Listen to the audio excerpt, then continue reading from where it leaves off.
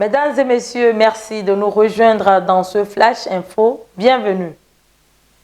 Au Togo, les producteurs agricoles du pays s'inquiètent du déficit de précipitations constaté ces derniers jours.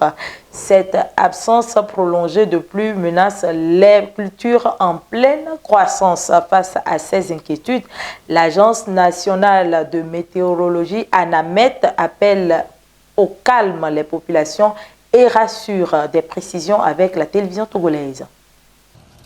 La pluie s'est faite rare dans le mois de juillet et dans la première moitié du mois d'août dans les régions Savane et Kara, impactant négativement les cultures.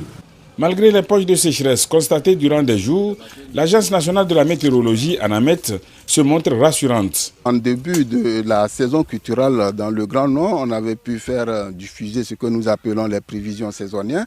Donc ces prévisions saisonnières avaient orienté les populations rurales quand est-ce qu'il faut semer, quand est-ce qu'il faut entretenir les cultures. Dans la zone nord, surtout dans le mois de juin et juillet, la pluie n'a pas été au rendez-vous.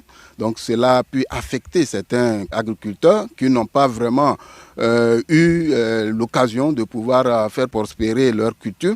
Mais il faut le dire que fin août, nous allons vraiment accueillir certaines pluies qui vont corriger, qui vont essayer de permettre à certaines plantes d'atteindre leur floraison, voire leur maturation. Pour que les informations météo atteignent les coins et recoins du pays, l'ANAMET a noué un partenariat avec l'Institut de conseil et d'appui technique ICAT à travers le programme de résilience du système alimentaire FSRP. Ce partenariat nous permet d'avoir des informations à tout moment sur la météorologie, d'échanger les informations à tout moment à travers les plateformes, à travers les fiches en version dure qui nous sont envoyées, à travers les fiches de prévision de la campagne, à travers aussi les fiches de prévision mensuelles et les alertes. Donc, ces informations que l'ANAMET nous transmet, nous aussi, nous avons un système de communication, d'abord avec nos conseillers techniques en gestion des entreprises agricoles, qui sont directement en contact avec les producteurs.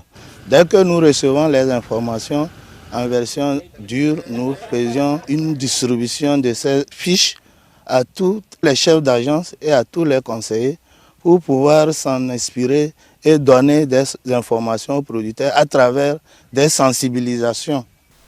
Hors du Togo, en République démocratique du Congo, l'Est du pays continue d'être en proie à l'insécurité. Au moins 52 civils ont été tués depuis le début du mois d'août lors de nouvelles attaques attribuées aux rebelles ADF.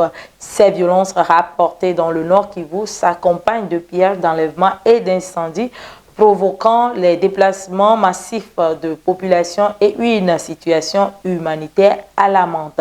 TV5 Monde pour des précisions. Au lendemain de l'attaque, la ville d'Oicha est encore maculée de sang. Samedi soir, les ADF ont fait au moins 9 morts. Les maisons portent les stigmates des pillages. Nous venions juste de finir le repas quand les balles ont commencé à crépiter. Apparemment, ils venaient d'arriver au centre-ville.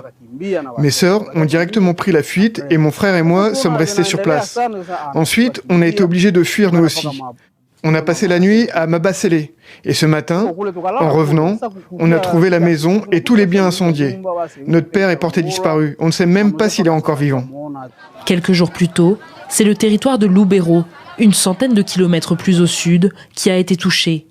Les ADF y ont tué au moins 40 personnes, le même nombre que lors d'un autre massacre, fin juillet, dans une église de Komanda en Ituri. Composé à l'origine d'anciens rebelles ougandais, le groupe armé s'est radicalisé dans les années 2000, avant de prêter allégeance à l'État islamique en 2019. Et pour finir, guerre de Gaza, le Hamas a accepté une proposition de cessez-le-feu. Le plan propose une trêve de 60 jours incluant la libération de 10 otages en échange de prisonniers palestiniens. Cependant, Israël n'a pas encore donné de réponse officielle exigeant la libération de tous les otages restants avant toute cessation des hostilités. Des médiateurs, notamment l'Égypte et le Qatar, intensifient les efforts pour instaurer une trêve plus durable. Retrouvons TV5 Monde pour plus de détails. Direction le sud de Gaza pour ces Palestiniens déjà de nombreux fois déplacés en près de 2 ans de guerre. On a peur d'une offensive terrestre. On est parti avec quelques affaires seulement et on va vers le sud dans l'espoir de trouver un endroit où se poser en sécurité. Par centaines, ils quittent la ville de Gaza alors qu'Israël prépare une offensive terrestre destinée officiellement à venir à bout des combattants du Hamas, poursuivant dans le même temps ses frappes meurtrières sur le sud de l'enclave, à Khan Younes notamment. C'est dans ce contexte que l'Égypte, qui recevait le Premier ministre de l'autorité palestinienne ce lundi, annonce une proposition du Hamas pour un cessez-le-feu. Fin de ce Flash Info. Merci de nous avoir suivis et bonne suite de nos programmes sur la perspective.